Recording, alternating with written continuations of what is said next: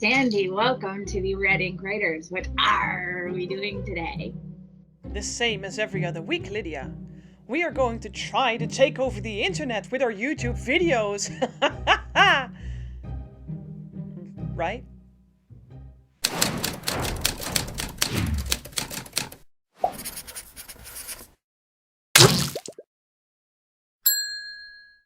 Hey there, and welcome to a very special Spooktober episode of the Reading Writers podcast. My name is Sandy Butchers. I am the author and illustrator of the Singularian Grimoire anthologies on Patreon, and I'm glad you made it back to us. And I'm Lydia Stevens, author of the Ginger Davenport Escapades and Hellfire series, and previous intern at a literary agency and a publishing company. Welcome! Red Ink is proud to be an official sponsor of Write Hive, the non-profit writing community providing free, inclusive events, programs, and resources for writers of all backgrounds. Did you know they're having a silent auction from the 2nd to the 7th of December? All kinds of awesome goodies will be up for the highest bidder, and the proceeds go straight into Write Hive organization so they can provide and host even more amazing events in the very near future.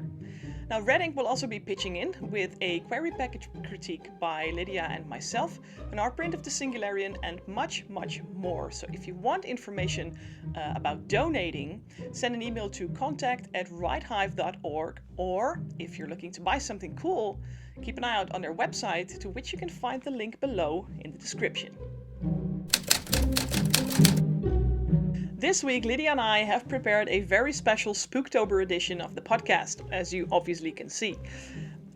We are going to spend some time talking about all kinds of villains, baddies, or dubious characters, or basically any kind of personality that you can use in your story to create a multi-layered narrative. After all, not every bad guy is really a bad guy. Or are they? But before we dive into the meat of today's video, we'd like you to take a moment to hit that like and subscribe button down below. About 53% of all you people watching us aren't currently subscribed, and although we really appreciate your viewership, if you want to support the Red Ink Writers and want to make sure we keep the content coming, be sure to give us a thumbs up and subscribe.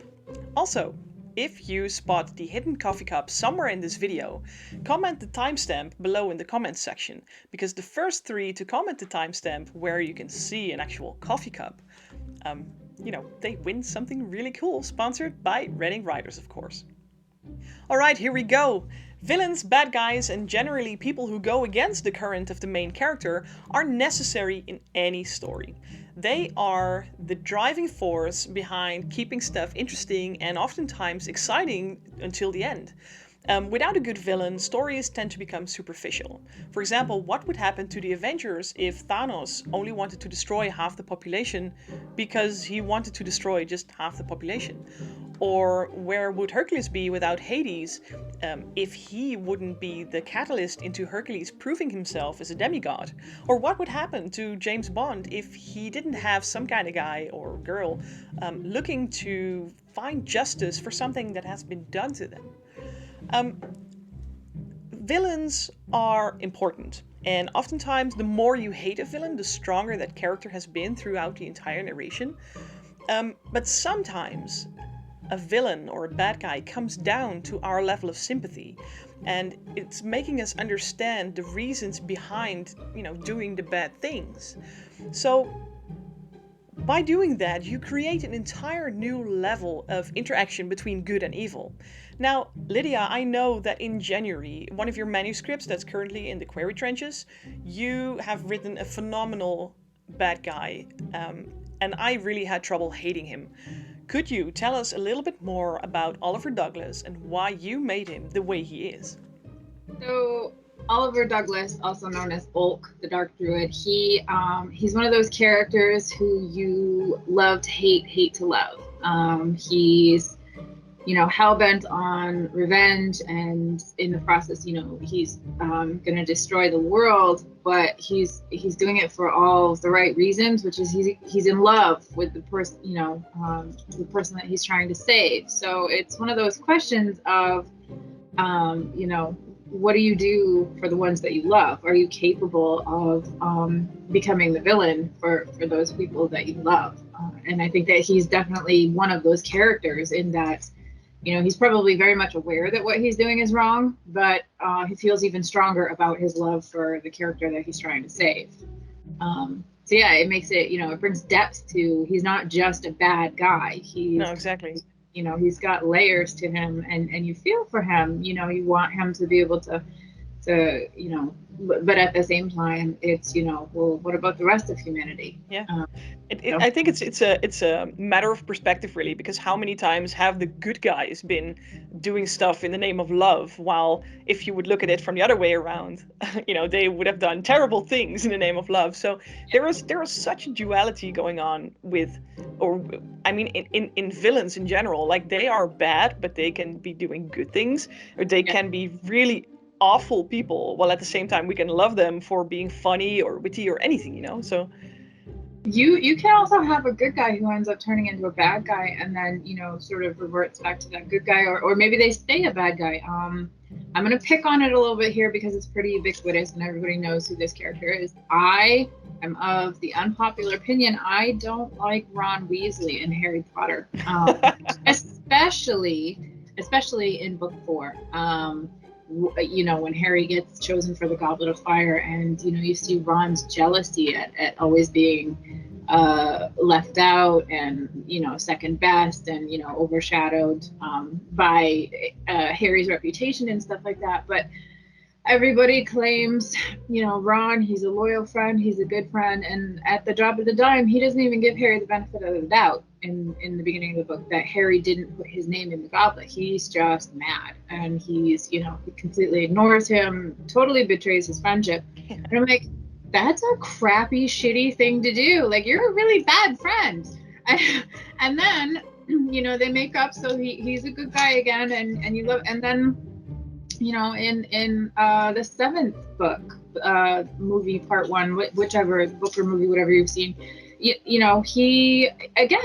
does it again to Harry and Ron, where he misses home, he misses his mom. All of these things, you feel bad for him, but at the same time, he just gets mad and leaves, and screw you, I'm done with you, and leaves Harry and Hermione on this world-saving venture all on their own. And then he comes back with the whole little light thing, and Hermione, and I'm like, bitch, please. Yeah, so yeah.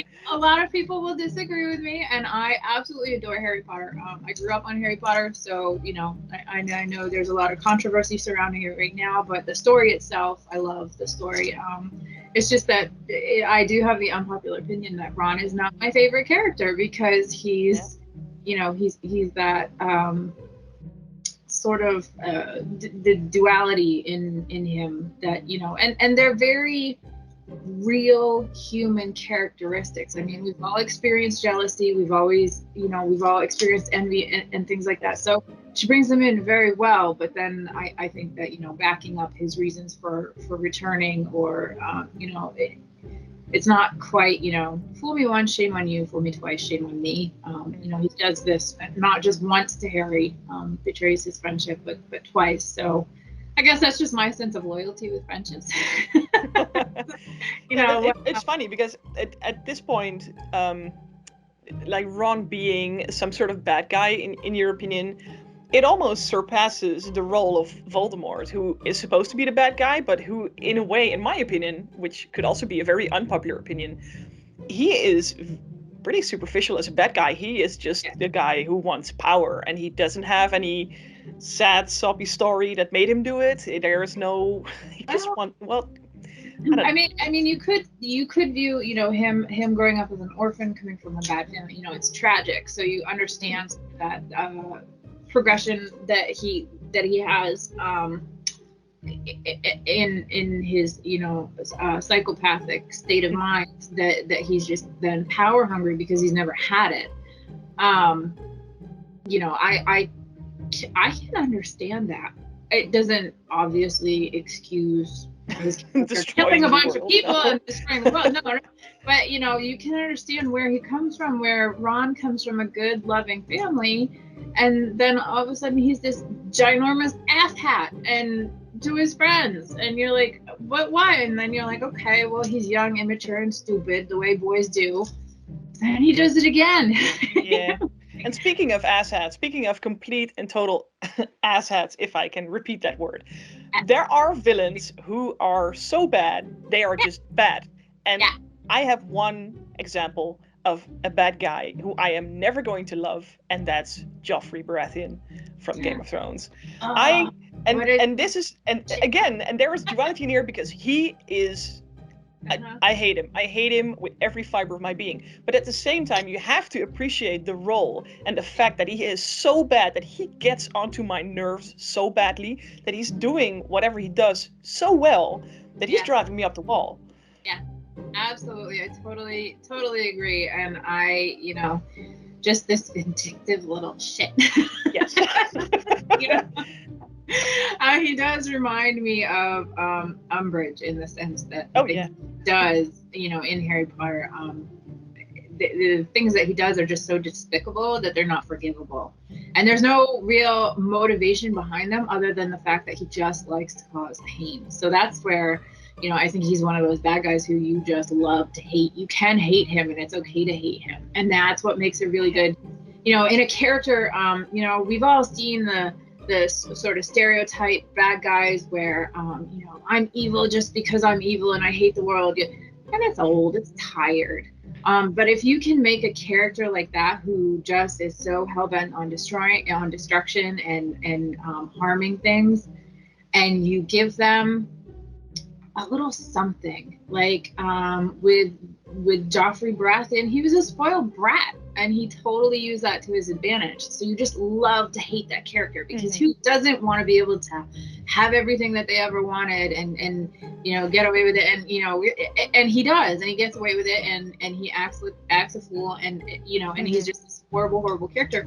Umbridge, her thing is, it's not only politics and the fact that she's vindictive and she's cruel and she's she's a sadist, but them rowling in a stroke of brilliance made her this cute, fluffy, in pink, loves kittens, and you're just like, no.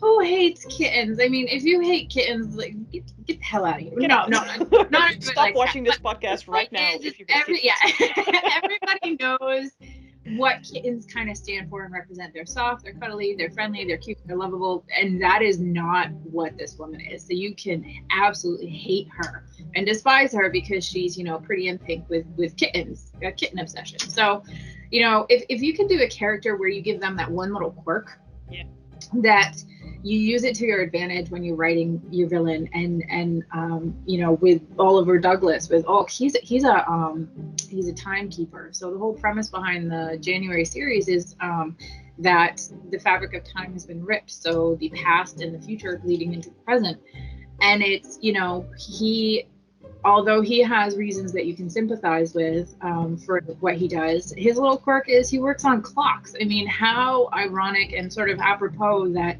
he's about to destroy all of time and humanity, and his vocation is he's a well-known clockmaker. Yeah, so he's a big goofy nerd in a way, and I totally have a soft spot for nerds who are very intelligent and very charming, and that was also the thing, like whenever he was talking, he had a sort of charm. He was super charming, well-spoken, educated, and I was like, okay, if I would meet this guy, I would totally go home with him. And I even remember saying that as one of the comments, like, why is she not going home with him? And then he was like, because he's the bad guy, and I was like, oh, okay, all right. But and that's the thing, like you can dress up a villain in so many different ways that make you like or love them, despite having them do terrible things. And I actually love that duality there. So in your own work in the Singularian Grimoire anthologies, talk to me a little bit about your villain, your Griswold, who's doing bad things for the right reasons and right things for the wrong reasons. Talk to the duality of that kind of concept that you developed. Griswold is basically exactly that. He's doing all the wrong things for the right reasons. Like the basic problem that was the catalyst before this whole situation started.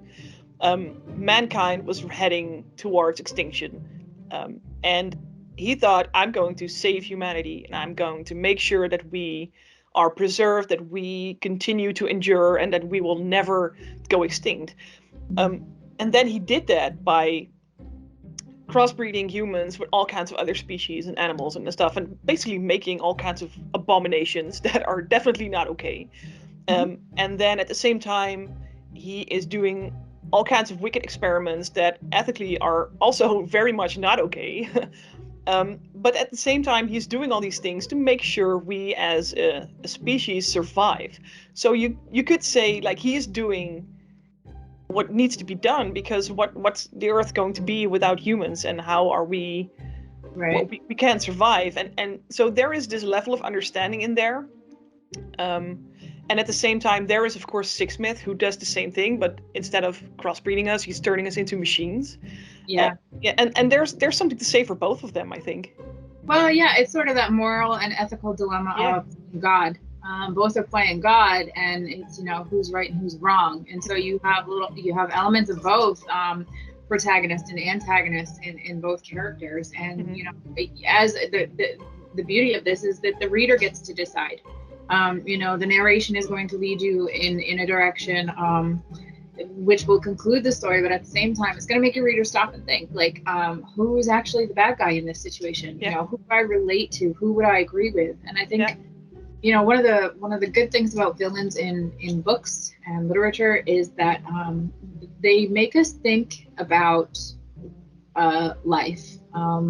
Reading is often an escape for a lot of people. However, you know, there's that subconscious level where you're thinking about, you know, how does this pertain to my life and to everyday life? Because we really do. That's sort of sometimes how we can cope with things. So, I mean, you look at politics, religion, you look at social media debates, things like that. And it's so black and white that people don't stop long enough to think that, you know, maybe there's something right about both or wrong about both, or, you know, the middle area, the middle ground. We really have entered a time period where that morally gray zone has become more and more important in literature, but also in movies and TV shows and anything, because it used to be so black and white. And I think also in the whole escapism of reading, we have always been looking for the black and white, because it makes life easier if something is just right or just wrong. And then lately, we have all been confronted so many times with, it's not black and it's not white, it's not good, it's not evil. Get your own opinion on this. You know, I love that. I 100% love that. Yeah, get educated and then form your opinion. That's exactly. Yeah. You know, it's not going to be one or the other. That's just not the way the world works anymore. So I think people are developing these villainous characters to be able to say, you know what, I do relate to them in a way. You know, my life isn't perfect. I'm not always going to be the good guy, and there are elements of my life where maybe I was the bad guy, and you know, it's sort of that catalyst to thinking about one's actions. So that's what I love about villains. You know, sort of progressing away from some of the stereotypes. Now, don't get me wrong. There are some classic villains who I adore. Bram Stoker's Dracula, for one. I think my favorite version of that was the Gary Oldman Dracula. But then again, you could really, because he was charismatic and he was sexy and he, you know, and all in the name of love, right? You're just like, yeah. Yes. So here's the thing with me and with villains, because I think we've seen so many tropes and stereotypes with villains and good guys and things like that. I'm that dark woman who I go to the theater, and I did this with the latest Conjuring movie, which it was like Conjuring 4 or something like that, and it was more about their love story than it was horror. And my dark ass sat in the front seat and in a crowded theater and laughed at all the jump scares, which are supposed, you know, and I'm just, you know, shoving popcorn into my face, and I'm like, get her, you know. I don't, you know, I think of villains and bad guys and stuff like that, and then I have, you know, and I think of the victims when it comes to horror movies, and I'm like, this just makes my problems seem so petty. Here's your reality check. Yeah, thank you. Like, one of my favorite villains was Stu from Scream. Oh my gosh, he was, you know, Matthew Lillard, Mwah, love that man, love that actor. Brilliant. And you felt bad for Stu before he gets the TV on his head, and you're like, when he's like, my mom and dad are gonna be so mad at me, and I'm like, Stu, you jerk, why did you kill all those people? So yeah, you've got your villains who you absolutely love, despite the fact that they've done despicable, horrible things. And I think it's just that, you have to find something to relate to them. And I do love that, we are getting away from the, they're just bad just to be bad. But that doesn't quite work anymore.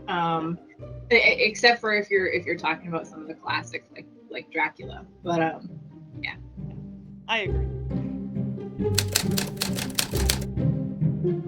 Red Ink has opened the door to their virtual writing studio for fellow writers and members of the writing community. Do you want your book promoted on our show? Well, that is as of now possible. On our website, redinkwriters.com, we have a continuous raffle going on where you can enter to win that free promotion of your book. This week, we'd like to show you The Ghost of Marshley Park by Amanda Ines, and I do hope I pronounced that the right way. All right. Jade Roberts is a modern girl with an anger management problem, and nothing pisses her off more than turning up dead. Julian Pendel is a Victorian-era ghost who just wants to be left in peace. When Jade enlists Julian's aid to help solve her own murder, he reluctantly agrees, even if only to hasten her departure. But as Julian acquaints Jade with existence outside the living world, she in turn shows him some of what he's been missing. And as their investigations into the murder continue, they discover they may have more in common than they realized. Now that's an exciting little teaser I got for you there. So if you want to go completely in style and join the Spooktober vibes, do get your hands on The Ghosts of Marshley Park, to which you can find the link below in the descriptions. Hey everyone, welcome to the segment that we have started to call Industry Insights. This is where I bring my experience working at a literary agency to you to give you some tips and tricks from the industry and how to get your book in front of an agent or an editor in the traditional publishing markets. Today I want to talk to you, since the theme is villains and we've got this Spooktober thing going on, I want to talk to you a little bit about villains, and in particular writers as villains.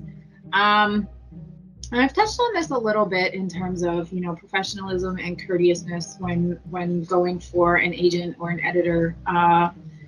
It's so frustrating sometimes as a writer to spend all of your time and energy on this manuscript, and then you perfect your query letter, and then you send the query letter, and then you don't hear anything for 6 months.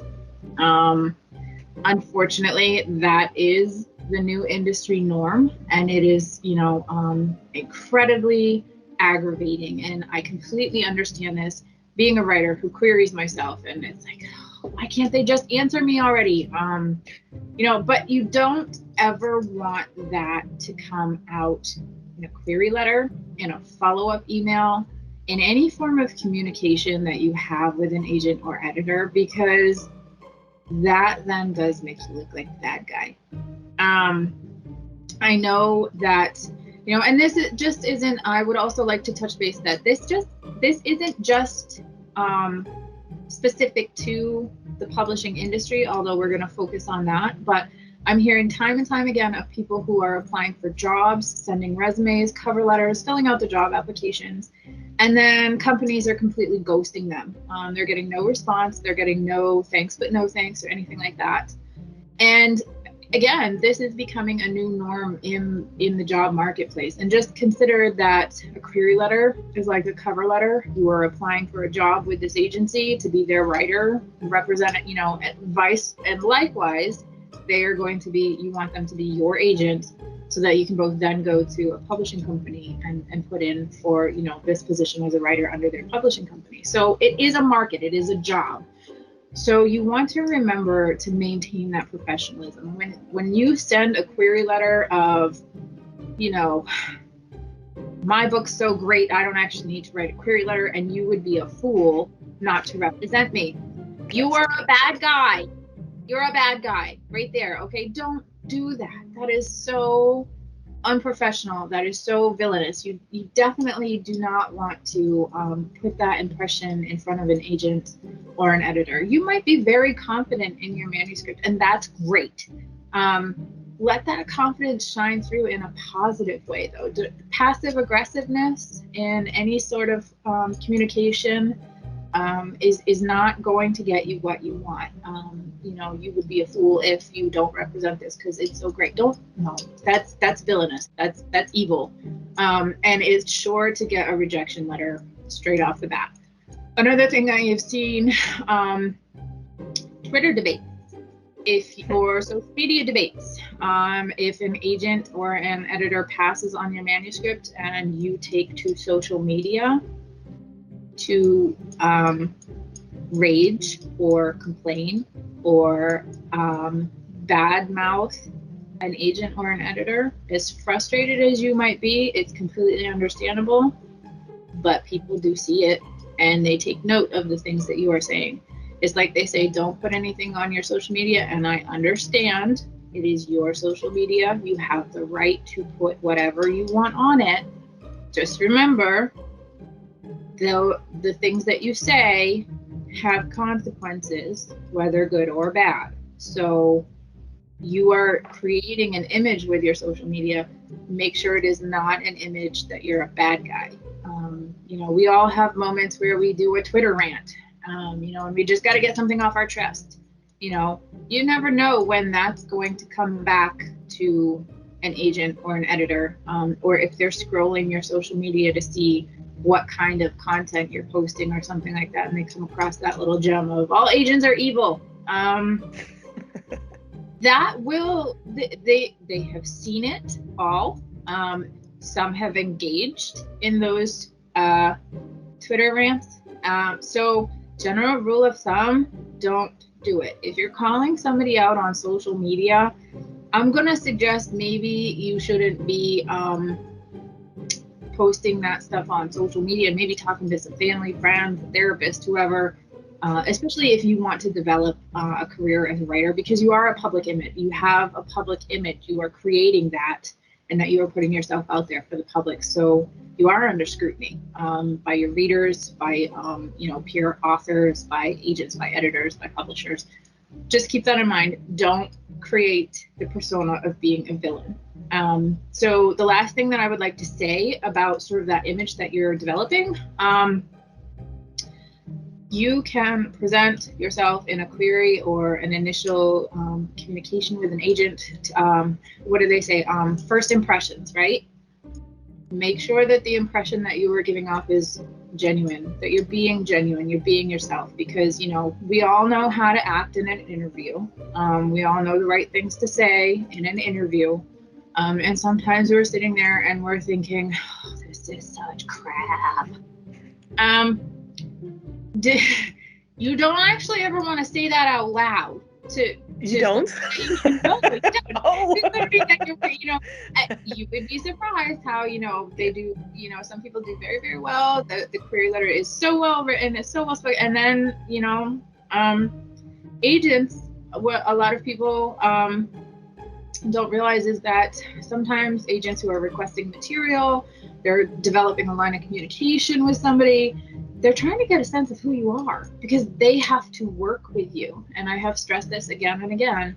Working relationship is what you're developing with an agent. It's not a they versus us or them versus we or something like that. There shouldn't be that power dynamic. It's supposed to be meeting as peers to accomplish the same goal, and that's to get your book published. So if you present, you've queried really well, you've done a great job, it looks great, but then you as a person, not just the writer who presented the query package, you as a person turn around to be a bad person or a bad guy or a bad girl or a villain or just a general jerk, don't do that. That's not going to, they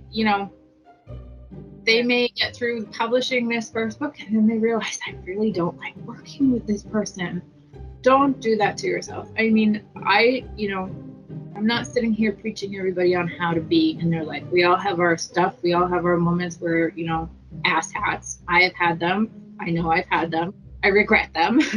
But just consider this, you know, going forward in terms of, you know, you're developing a career. How do you want to present yourself in your career? Do you want to be, you know, the good guy, the team player, the person who, you know, everybody likes to go to, they keep coming back to, we want more of your books, we want more of your books, you're such an awesome, you know, and I have my authors who I absolutely love to read, and like, I've met them in person, I'm like, I love that person.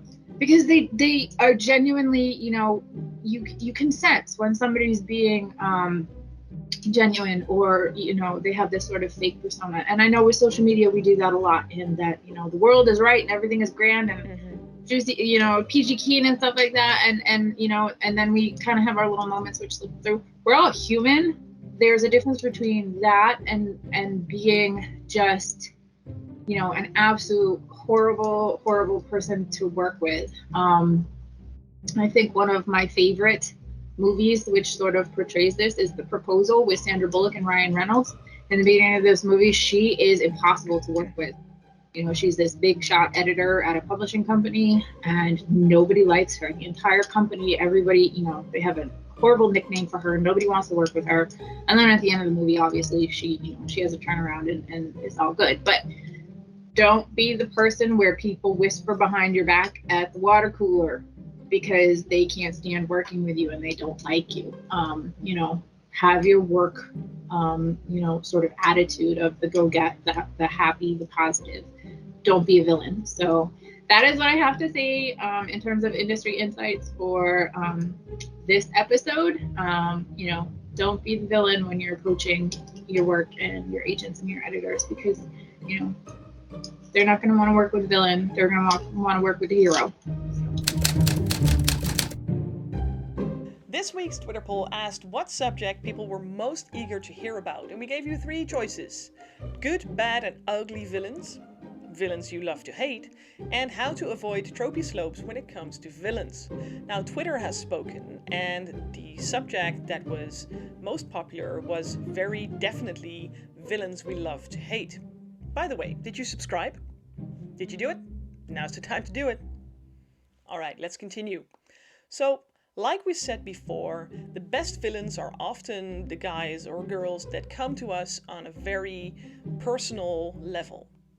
This can be done in many ways. It can be done by doing something we understand the reasons behind, or it can very simply be done by making that person very funny or witty, or making that person touch that dark sense of sarcasm deep inside of us.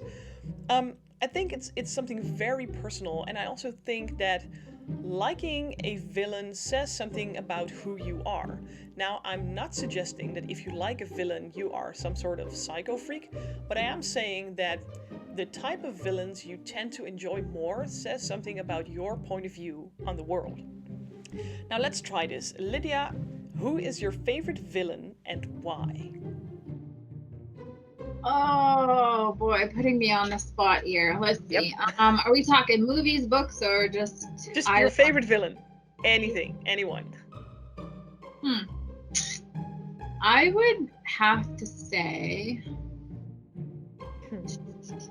yeah, this is a hard one. Well, we really touched on Umbridge. Like I said, I do adore Harry Potter, and we've touched on Joffrey Baratheon, who's another really good one. All-time favorite villain. It can also be, it doesn't have to be a classic. It can be something recent or just someone you really remembered. Okay, I didn't realize I was going to be put this far on the spot. We might have to record this, I'm sorry. Let me think. So, mine, for example, is Thanos from the Avengers. I don't know if you've seen that one. Yeah. Like, my thing with Thanos is that he is an absolute asshole because he is destroying half of the human population. He hasn't even done that with just Earth alone, but he has been doing that for many, many planets. Now, the problem with Thanos is that I agree with him. And that makes it so difficult to think of him as a villain, because all the Avengers are approaching him as a villain. But in a way, he is saving our planet. So why are we hating this guy? Because he is annihilating half of us? But Right. it's terrible to agree with someone so bad. But I think he is one of the most complex villains that I have ever seen, really. Yes, definitely. I've seen, the Avengers series once, so and it means a little more science fiction than Yeah. I typically go, but okay, so I've got it. My all-time not favorite villain, but villain I love to hate is probably the super sludge in Fern Gully that destroys the rainforest. I mean, that's one of those villains where it's not, it's almost not a corporeal entity, but it's an idea of, the smog and this, all that stuff that's going to destroy the rainforest and the fairyland. So, every time I think of Fern Gully and I have that image in my head of like the tractor and, the cloth of whatever, and it's growing and it's taking, it's like, ugh! And that just, it kind of reminds me of hatred, hatred in humanity. That just really is one of those things that just really gets me down. And it's not and I love to hate that kind of a villain like Inferno, because it, that's the kind of evil that is really difficult to combat, because on the one hand, the guys who are chopping down the trees and stuff, they're just doing their job. On the other hand, this evil oil blob smog thingy is, you're like, you have no feelings, thoughts, or consideration for the thing that you're about to destroy. So, get out. So, that's the kind of villain that I love to hate. I think, we've touched a lot on villains where we really do connect with them. Like, another one of my favorites is Maleficent from Sleeping Beauty. Oh, yeah. She just had her fucking feelings hurt. Like, she is sad. Come on, people, be sad with her.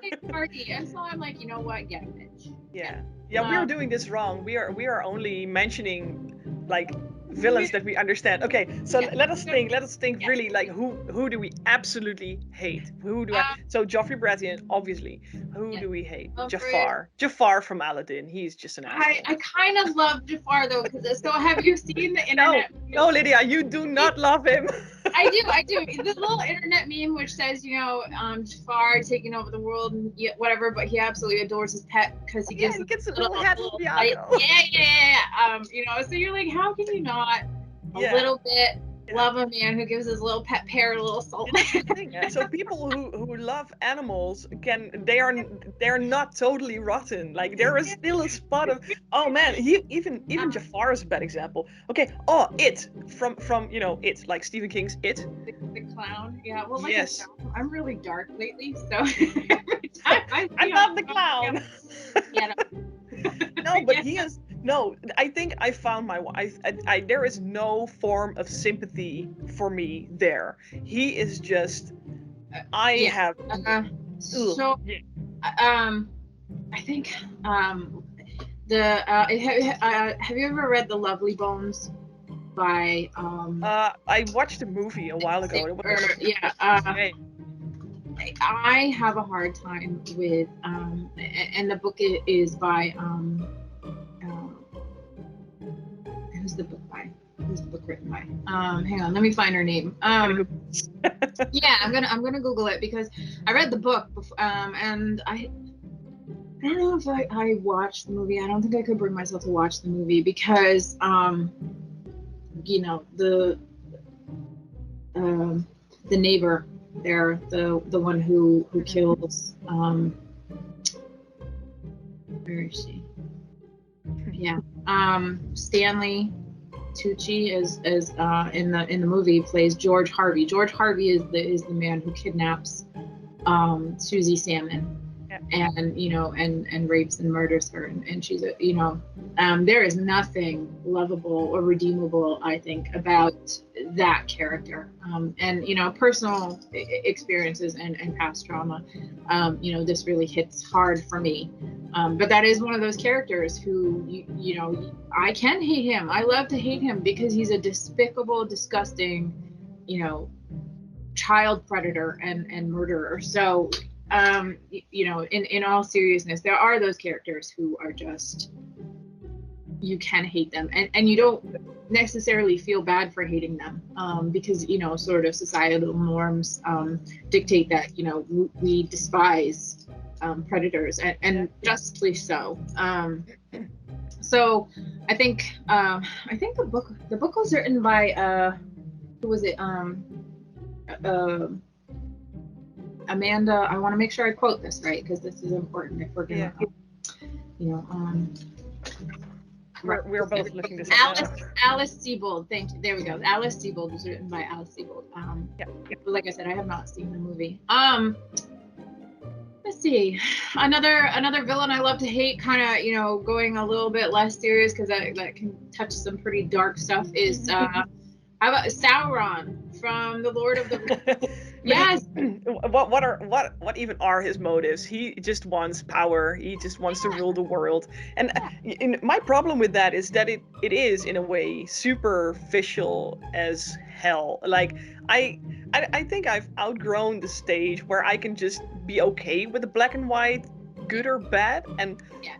and then again, like we mentioned before, there is this, we live in a time where there is no black and white anymore, and I really feel that has become part of me as well. Like I am looking for the gray parts between good and evil. And Yeah. so someone like Sauron or Voldemort, like I said at the very start of the episode, like for me they are not enough. Right. Sauron, I think, was a little bit more evil than like his minion Sauron, was Gandalf's mentor. You get some of the backstory with Sauron, and he's a bad wizard. He's a dark wizard, but you kind of understand what happens there. Whereas Sauron, he's just this evil dude. I think that big eye, and you love to hate that eye because you're like just I don't know. I want to poke at it. Like poke it. The thing is, for me, Saruman carries a lot more weight there because he is making a choice to be a bad guy. He is effectively choosing to be who he is, whereas Sauron is just he is. And Saruman, because he is a minion, has a choice in there. So that makes him pull the card for me. And yeah. That's fair point. Fair point. But so these are some of the types of characters that we love to hate and why. Same series, and the guy who's poisoning the king. What's his name? Denethor with the Steward of Gunner dude, or are we talking about? No, but nobody can get past that damn tomato scene in the movies. Oh yeah. Why he bit that tomato the way he did, but it's just wrong. Okay, no, you actually feel a little bit bad for him. He's a crazed old man, and it doesn't excuse what he does, but you can kind of think like you're sitting there in that castle at the gates of hell for how long, and I'm talking about Grima Wormthong. Yes, Grima. You have no power here. He's a classic creepy dude. He's got the greasy hair and the weird skin, and I don't know. It makes me think of like pork. But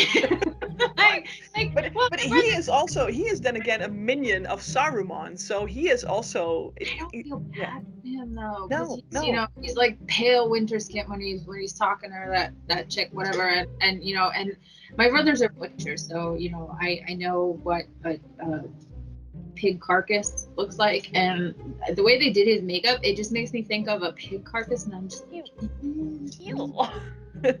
Funny thing is, like, I can't see that guy without hearing the voice of Chucky, because he does. And Chucky is also terrible, so that is also.